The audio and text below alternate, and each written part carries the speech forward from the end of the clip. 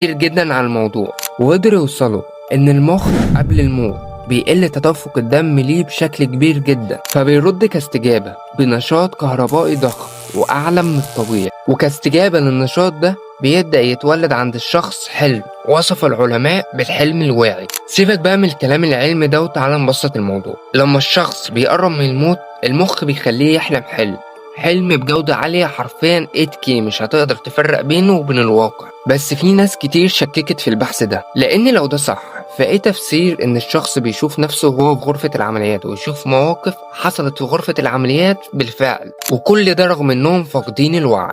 وناس كتير قالت إن الموضوع ليه جوانب دينية وفلسفية. فأنت إيه رأيك؟ مش عايزك بس تشوف الفيديو، عايزك تفكر بحيث نستفيد من الفيديو أكتر استفادة ممكن. الموضوع فعلا علمي بحت، واللي الناس بتشوفه ده حرفيا مجرد حلم، ولا الأشخاص دي فعلا شافت مراحل بعد الموت؟